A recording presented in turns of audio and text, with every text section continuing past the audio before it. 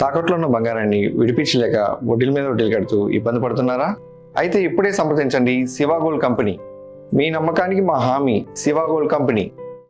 రాష్ట్రాన్ని హరితవనంగా మార్చడమే కూటమి ప్రభుత్వ లక్ష్యమని డిప్యూటీ సీఎం పవన్ కళ్యాణ్ తెలిపారు. అలాంటి అద్భుత కార్యక్రమంలో అందరూ భాగస్వాములు కావాలని పిలుపునిచ్చారు. ప్రపంచ పర్యావరణ దినోత్సవాన్ని పురస్కరించుకుని రాష్ట్ర వ్యాప్తంగా కూటమి నేతలు మొక్కలు నాటే కార్యక్రమాలకు శ్రీకారం చుట్టారు. ముఖ్యమంత్రి సూచనలతో అనేక చోట్ల సైకిల్ ర్యాలీలు చేపట్టారు.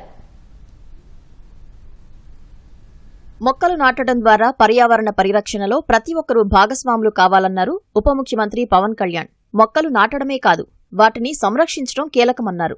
ఎన్టీఆర్ జిల్లా మూలపాడులోని బటర్ఫ్లై పార్కులో నిర్వహించిన ప్రపంచ పర్యావరణ దినోత్సవంలో పవన్ హాజరయ్యారు. అమ్మ పేరిట ఓ మొక్క అంటూ ప్రధాని మోదీ ఇచ్చిన పిలుపు మేరకు తన తల్లి పేరిట పవన్ కళ్యాణ్ మొక్కను నాటారు. 2.5 కోట్ల సీడ్ బాల్స్ తయారీ ప్రక్రియకు శ్రీకారం చుట్టారు. వన సంరక్షణకు కృషి చేస్తున్న మహనీయుల స్ఫూర్తితో విత్తన బంతుల తయారీ ప్రక్రియను బాధ్యతగా ముందుకు తీసుకువెళ్లాలన్నారు.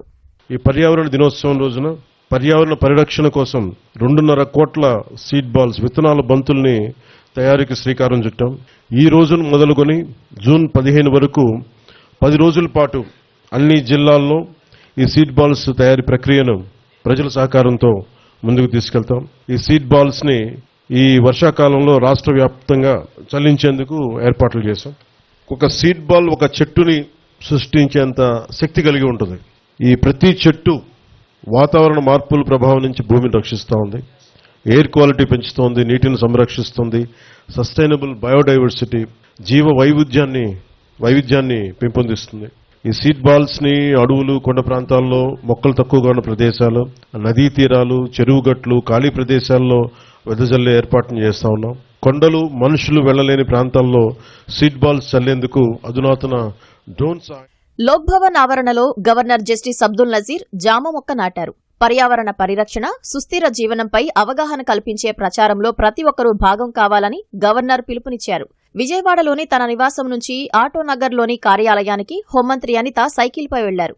ముఖ్యమంత్రి ఆదేశానుసారం ప్రతి శుక్రవారం నో వెహికల్ డేగా పాటిస్తున్నట్లు అనిత వెల్లడించారు.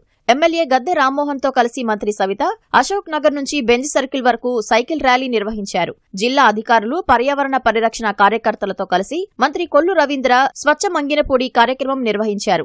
5 కిలోమీటర్ల మేర సముద్ర తీర ప్రాంతాన్ని శుభ్రం చేశారు. ఫ్రైడే నో వెహికల్ డేను నిక్కచ్చిగా పాటిస్తున్న మంత్రి నిమ్మల రామానాయుడు వరుసగా 3వ వారం కూడా సైకిల్పై అమరావతి సచివాలయానికి వెళ్లారు. విజయవాడ క్యాంపు కార్యాలయం నుంచి 20 కిలోమీటర్లు సైకిల్ తొక్కుతూ ప్రయాణించారు.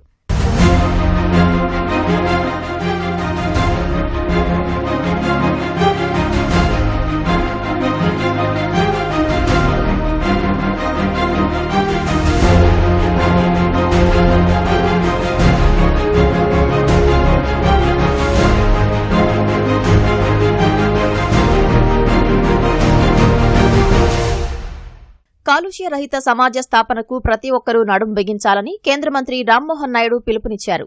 శ్రీకాకుళం నగరపాలక సంస్థ కార్యాలయం నుంచి గారమండలం శాస్త్రులపేట మహాత్మా జ్యోతి బాపులే గురుకుల పాఠశాల వరకు సుమారు 10 కిలోమీటర్లు సైకిల్ తొక్కి అందరినీ ఉత్తేజపరిచారు. పాఠశాల ఆవరణలో మొక్కలు నాటారు. నంద్యాల జిల్లా బనగానపల్లె సమీపంలో కొత్తగా నిర్మిస్తున్న బైపాస్ రోడ్డుకు ఇరువైపులా మంత్రి బీసీ జనార్దన్ రెడ్డి మొక్కలు నాటారు.